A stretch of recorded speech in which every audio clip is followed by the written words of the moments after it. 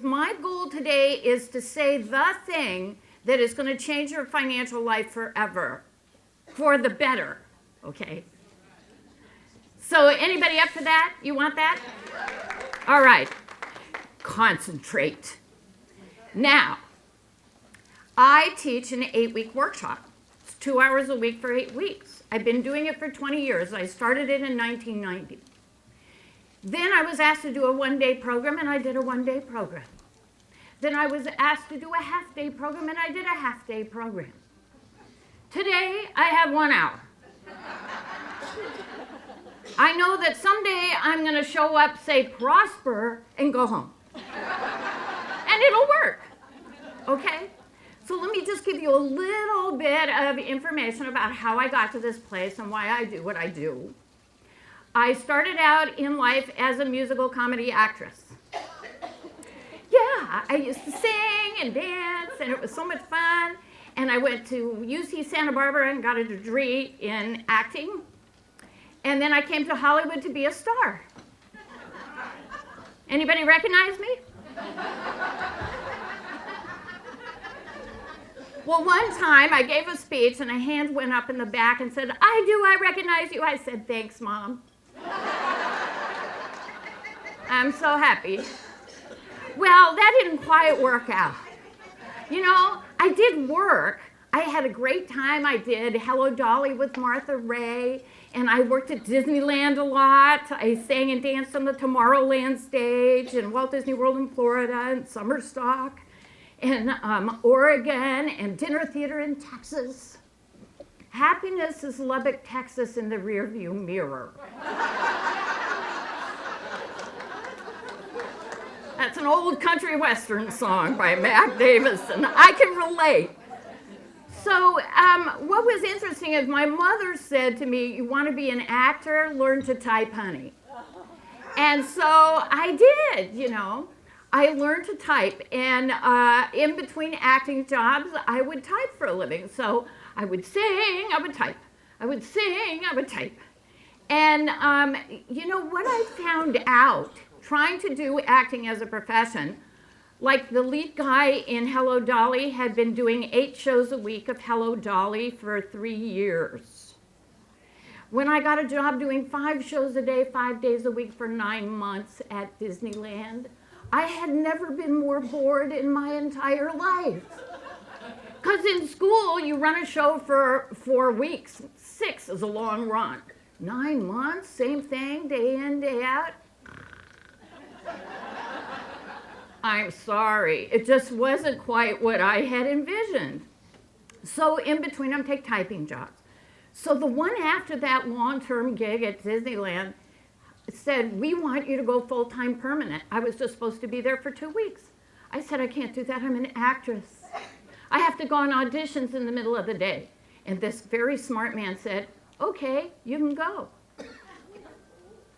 Do you know what a dream job that is for an actor? Because usually you have to go, oh, I'm feeling ill, you know, and then go to your audition. You save your sick time for audition time. So he got me, you know. Well, the catch was that 5 months later, their office manager quit. And so they promoted me into that job. And I said, but that job involves bookkeeping. I don't know anything about that. They said, we'll teach you, you'll learn, you'll pick it up.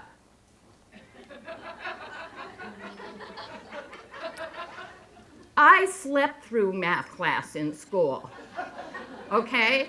I'm telling you this to give all of you courage when, you know, you love your business, but the money part, you know, and the math, you know, I slept through math class in school.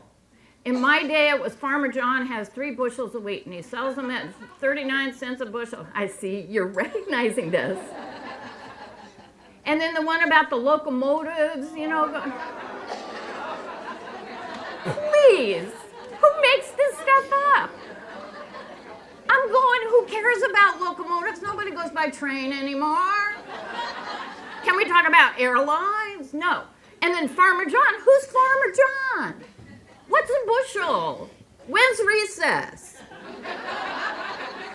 Okay, so now I'm going to be the bookkeeper for this company? I kind of go, well, a friend of mine has a great saying. She says, when I'm about to take a risk, I consider the downside. If it's not death, I do it. Isn't that good? Now, mountain climbing in the Himalayas, not doing that one. Death is the downside. What's the upside of that? That's what I want to know. You can't breathe and you're cold. I don't know. It's not for me, but there you go. So I said yes to this job. What I totally didn't expect was that I loved it. I loved bookkeeping and money management and making this company grow from a financial perspective. That was a totally different thing than those math problems I was getting in school. Okay, this was fun. The people, it was an employment agency, and the people that were working as employment agents were making really good money helping people find jobs. And they were having a good time, and they were making lots of money, and I had ideas for how we could grow the business, and we opened up a branch office, and I was having a ball. And then my agent would call and say, I have an audition for you, and I would go, I'm sorry, I'm busy. And I got it. I had made a shift. You know how shifts just kind of creep up on you? And my whole image had been, I'm an actor, you know, and I had a lot of pride in that. And now I'm a bookkeeper. You know, it just sort of didn't compute. I just didn't get how the two parts of my lives went together. Well, eventually, I got hired by a small bookkeeping service to manage it, became a partner, then grew the business and bought my partners out. I had 13 employees and hundreds of clients. And when you're looking in that many people's checkbooks, you become conscious of the problems people are having with money. It's really sad.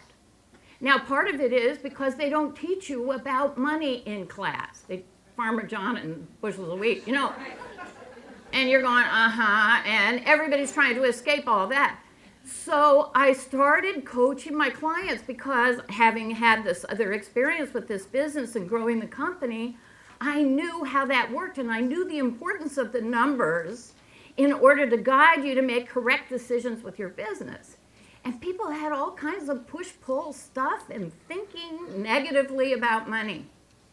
The wealthy people had no spirit, and the spiritual people were all broke.